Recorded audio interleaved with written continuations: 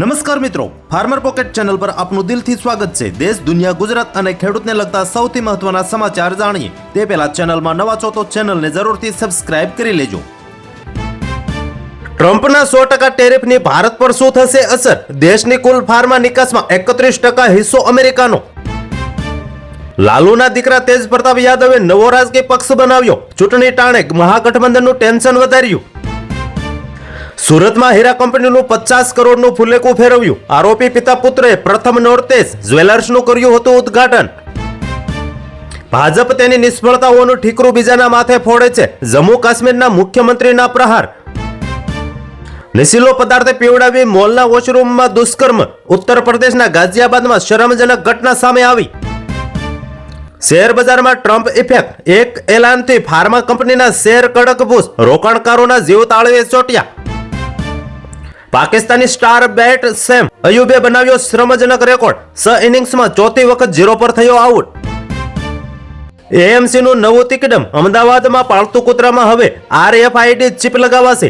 2030 સુધીમાં અમદાવાદ શહેરમાંથી રેબીઝ રોગ નાબૂદ કરવાનો ઉદ્દેશ। દેશના અતિ કુપોષિત ટોપ 10 જિલ્લામાં 5 ગુજરાતના સરકારના દાવાઓની પોલ ખોલી। સુપોષિતમાં એક પણ નહીં। કોઈ સમુદાયનું નેતાનું અપમાન એ ધર્મનું અપમાન ન ગણાય। બોમ્બે હાઈકોર્ટનો મહત્વનો ચુકાદો। અમેરિકાની અમાનવીયતા। 30 વર્ષ બાદ 73 વર્ષીય ભારતીય મહિલાને હાથકડી પહેરાવી ભારત ડિપોર્ટ કરાયા। ટ્રમ્પને મળવા પહોંચેલા શાહબાઝ મુનીરની ફજેતી। અમેરિકન પ્રમુખે અડધો કલાક રાહ જોવડાવી। સ્વચ્છતા મામલે ખુદ નિષ્ફળ એવું એએમસી હવે 6 નગરપાલિકાઓને સ્વચ્છતાના પાઠ ભણાવશે। પૂરના પાણીમાં જવું આત્મહત્યા જેવું। કરંટ લાગતા મોત મામલે ટીએમસી નેતાની જીભ લપસી મચી ગયો હોબાળો। અમેરિકા કોની સામે યુદ્ધ કરવાની તૈયારી કરી રહ્યું છે? દુનિયાભરનો સેકન્ડો જનરલની બેઠક બોલાવી। અમે ટીમ ઇન્ડિયાને હરાવવા સક્ષમ। બે વખત હાર્યા બાદ પણ પાકિસ્તાની કેપ્ટનની ફંડાસ। ટ્રમ્પ મુસ્લિમ દેશોના દબાણમાં। નેતન્યાહુને ઝટકો। ઇઝરાયલ વેસ્ટ બેંક પર કબજો નહીં કરી શકે। કર્મોના ફળ ભોગવી રહ્યા છે। લદ્દાખ હિંસામાં 4ના મોત પર કાશ્મીરી નેતાનું વિવાદિત નિવેદન સામે આવ્યું। મધ્યપ્રદેશથી કારમાં દારૂ ભરીને આવતા 2 આરોપી વડોદરામાં ઝડપાયા। દારૂ બિયરની 620 બોટલ કબજે થઈ। સુરત સહિત વિશ્વમાંથી કોવિડ વિદાય લીધી છતાં સર્વ શિક્ષા અભિયાનમાં પરિપત્રમાં કોવિડ ગાઈડલાઈનના ઉલ્લેખની આશ્ચર્ય।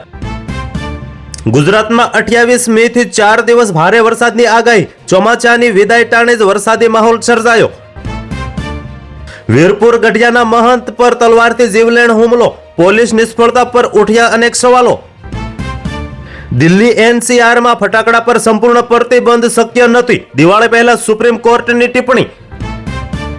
શોએબ અખ્તર ટીમ ઇન્ડિયાના ખેલાડીથી ગભરાયો। પાકિસ્તાની ટીમને ખેલ પર ધ્યાન દોરવા માટેની આપી સલાહ। વડોદરામાં સ્વચ્છતા ઝુંબેશ વચ્ચે ગંદકીના દ્રશ્યો સામે આવ્યા। દિનેશ મિલ ગરનાળામાંથી નદીને જેમ વહેતા દૂષિત પાણીઓથી જનજીવન આવ્યું જોખમમાં। કારંજ પોલીસની તપાસમાં શંકમદોના નામ ખુલ્યા। જામીનદારે મામલતદારના સિક્કાવાળું બનાવટી સર્ટી રજૂ કર્યાનો ગુનો નોંધાયો। સુરેન્દ્રનગરમાં પેન્શન ધારકોના પડતર પ્રશ્નો નહીં ઉકેલાય આવતા આક્રોશ। જવાબદાર તંત્રને વારંવાર રજૂઆત છતાં સમસ્યા અધરતાલ। નવરાત્રીમાં પાવાગઢ અને માતાના મઠ જતા દર્શનાર્થીઓ માટે સુવિધા। 120 એક્સ્ટ્રા બસોનું સંચાલન શરૂ કરવામાં આવ્યું।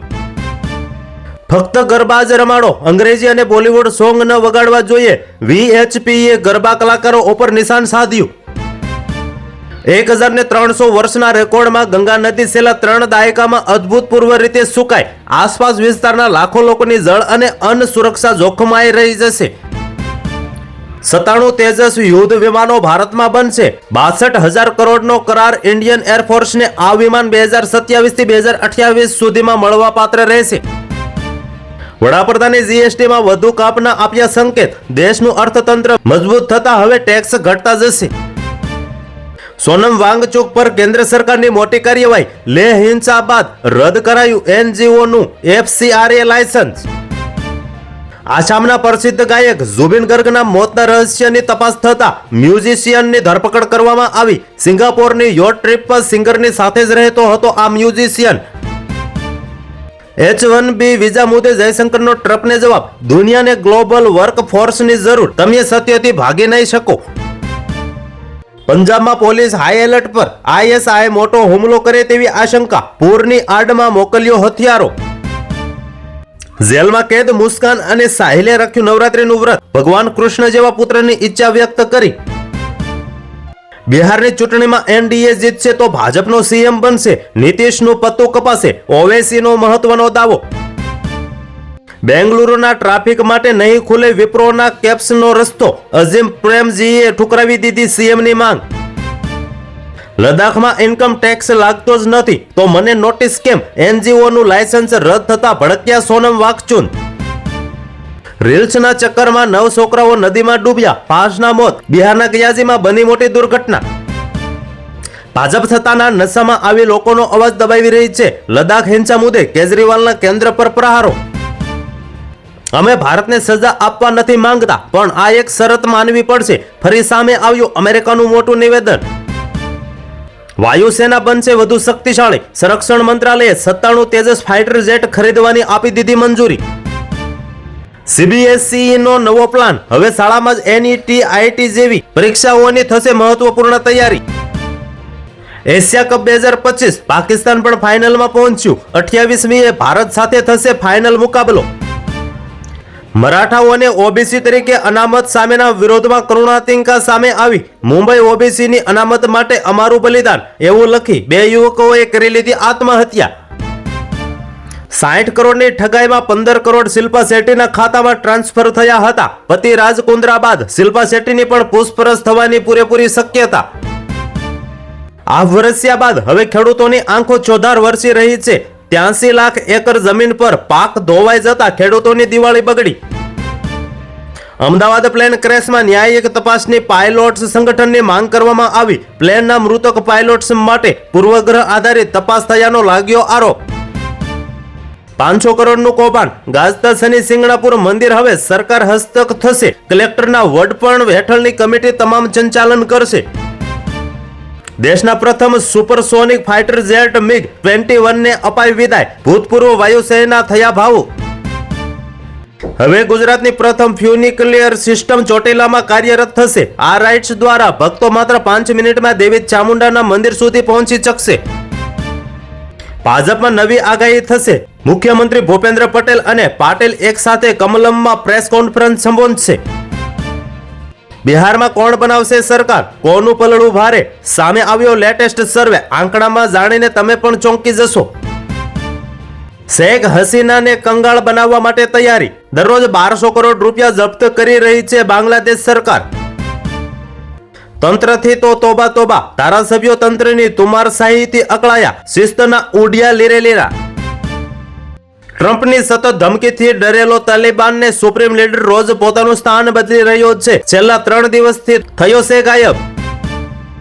અમને જ્ઞાન ન આપો, UN-માં વિદેશ મંત્રી જયશંકરે પશ્ચિમી દેશને આડે હાથ લીધા, સાથોસાથ અમેરિકાને પણ સંભળાવી દીધું. લાલુ પ્રસાદના મોટા પુત્ર તેજ પ્રતાપે નવી પાર્ટીનું કરી દીધું એલાન, તમામ વિધાનસભા સીટો પર તેઓ લડશે ચૂંટણી.